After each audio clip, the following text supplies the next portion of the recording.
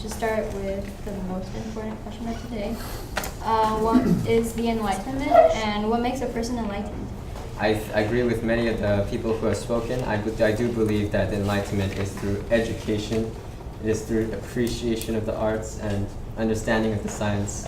And in order to be enlightened, you would have to seek education, a policy that I am very fond of, which is why I have compulsory education in my country.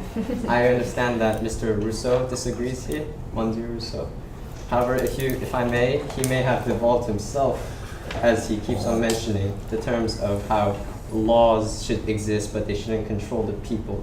See, as an enlightened monarch, I know that if there was no laws, if there was nothing of the sort to stop the people, it would be a riotous mass.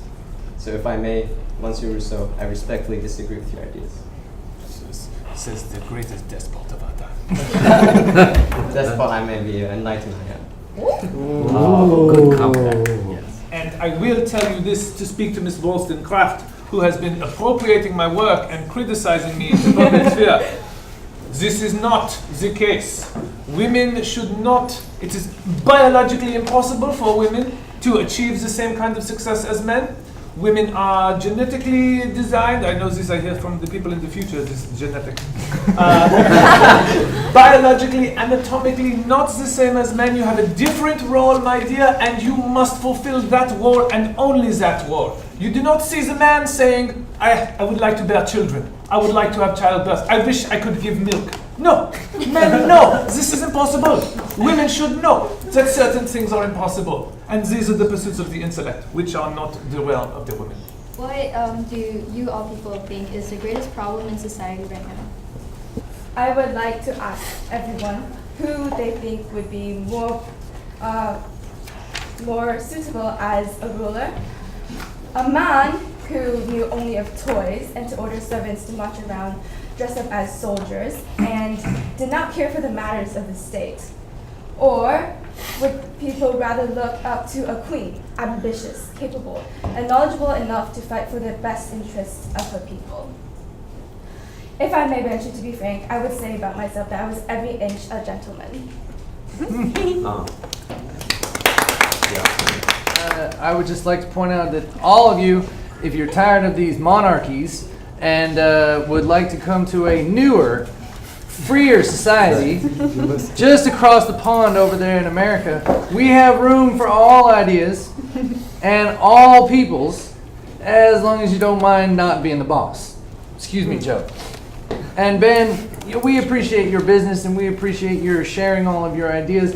I especially appreciate all of you sharing your ideas, since nobody in America has ever heard of any of y'all, and I get to steal all of them. It's pretty great. Thank you. To reply to Mr. As they call it, TJ's comments on the preference of democracy or republicanism over absolutism, I must say that I respectfully disagree. I would rather obey a fine lion, much stronger than myself, than 200 rats of my own species. And democracy is just a filler for textbooks. Do you actually believe that public opinion influences the government? As for myself, I would believe that the masses are at present too uneducated and too unorganized and to be able to have any meaningful sort of government. And at present time, the best system of government we can have, far contrary to Mr. Jefferson's remarks, would be an enlightened monarch or an enlightened despot who would be best able to control the needs and balance the needs of the people and the state fairly, just like we see with Frederick the Great, Joseph II, and Catherine the Great here, whom I respect greatly. Should everyone be fully educated? I disagree on the thought that perhaps monarchy isn't the best idea. You see, while America is struggling to pay for their education, kind of similar to like modern day, but on the other hand, here in Prussia, we have free compulsory education, an idea that was started in Prussia first, which Joseph II may have borrowed, by the way. I like to point out that people can still develop rational thought without having to be a democracy. And at the end of the day, it is the enlightened, benevolent monarch who makes the right decisions to help his people. Where does the government derive the right to rule? With God, people, or force? It is not necessarily shown always that the masses don't always know what they're doing. What has destroyed liberty and the rights of man in every government which has ever existed under the sun? It is the generalizing and concentrating all cares and powers into one body, just as you have talked about. I do verily believe that a single consolidated government would become the most corrupt government on earth. The way to have a good and safe government is not to trust it all to one, but to divide it among the many, distributing it to everyone exactly the function he is competent to. Let the national government be entrusted with the defense of the nation and its foreign and federal relations. The state governments with the civil rights, laws, police, and administration of what concerns the state generally. These things are to be divided among the people who know how to do them best, because man needs to think for himself, not have somebody think for us. Man, once surrendering his reason, has no remaining guard against absurdities, the most monstrous, and like a ship without a rudder, is the sport of every wind. Montesquieu? I would like to applaud Mr. TJ's implementation of my ideas in the United States of America. While the TJs here have claimed that their American system is the best system, they casually gloss over the fact that they have representatives to decide, to make their decisions for them. See, how is this system any different from the system I have? I have a bureaucracy system with bureaucrats who represent the people, and I make the decision from the informed minds of the bureaucrats. I believe that we are talking of a different, perhaps different yet similar system where mine is more efficient as we get stuff done. I believe that Frederick the Great has missed a prepositional phrase behind the word representatives. It is by representatives chosen by themselves, chosen by the people. Your bureaucrats were not chosen by the people. This is what makes us a democracy. I believe that if people chose the representative, it would be just as ineffective. See, I choose the bureaucrats because I know who would succeed and which person would rise in terms of meritocracy system. Which means that it is not then therefore a meritocracy or a bureaucracy, then it is still a dictatorship. If you are choosing who is in power. Yes. Or tyranny, yes, one and the same. How dare you accuse me of tyranny? I'll have you know, it is through the hard work of people that they can rise up in social class. And to follow up myself and the subject of tyranny, enlighten the people generally, and tyranny and oppressions of body and mind will vanish like spirits at the dawn of day. I believe that that is completely untrue. I have provided compulsory education, free compulsory education. If my people really, really wanted to rise up, they would do so. However, we have reached an agreement between the two of us, or the two groups, that have been satisfactory for us. What natural rights are one born with, and do they apply to all humans? Just to be clear, we're talking about the rights of men, right? Yes. Okay. Because men deserve rights, correct? Oh, are we going there? Demo? Yeah.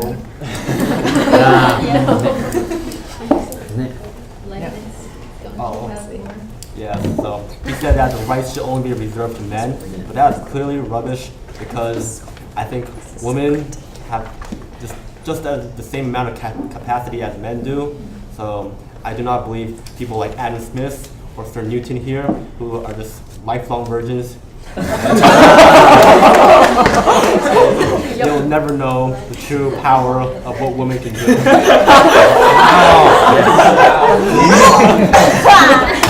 Nice. You're here to that one. Yes. Yeah. Franklin and I agree. I've had name counters. So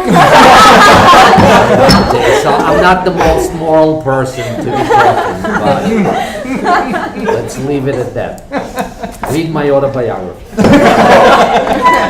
Natural rights that people should always have are freedom of religion and freedom of speech. Since one misattributed quote, but that summarizes what I think is, I disapprove of what you say, but I will defend to the death your right to say it. So I believe that freedom of speech is extremely important, and it should always be preserved in every government in this world.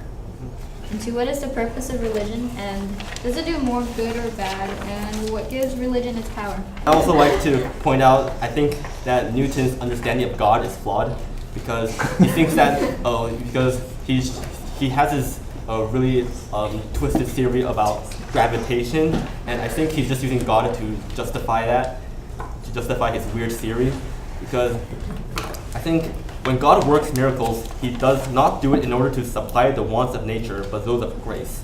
Whoever thinks otherwise must needs have a very mean notion of the wisdom and power of God. So, the Newtonian theory of gravitation is thus unworthy of God. Wow. Newton? All my discoveries have made in answer to prayer, and that's because of God. I can calculate the motion of heavenly bodies, but not the madness of people. I really don't. Good comeback. I believe that Christianity is the most ridiculous, the most absurd and bloody religion that has ever infected the world. And I have never made but one prayer to God, a very short one, which is, "Oh Lord, make my enemies ridiculous." And God granted it. So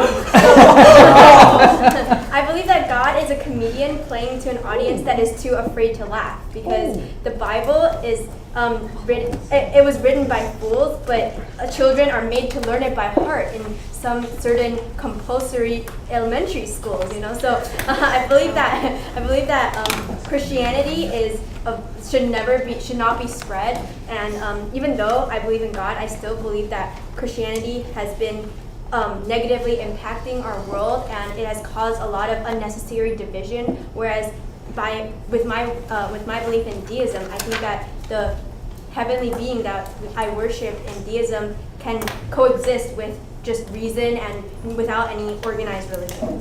This is the best of all possible worlds that we are given. There is so much negativity and so much hatred in this world. If this is the best that your God could come up with, is your God really that benevolent? Why so angry?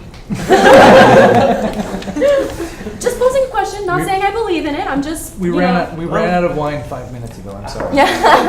Also, I would like to say that orthodoxy is the best religion. Anyways. And this union between a man and a woman. See, why does love have to be between a man and a woman? So everyone's quoting their personal works. I like to quote my personal experience. I believe that through my personal experience, I've learned that love can come from a man to a man.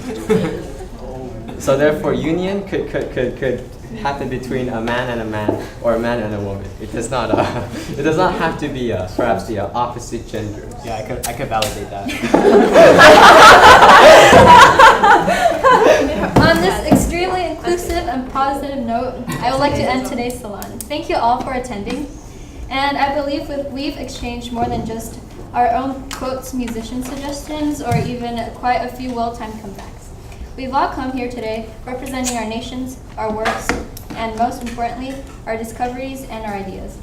It is the existence and prominence of people such as us that, like Kant had said in the beginning, our society is able to move forward on a path towards enlightenment.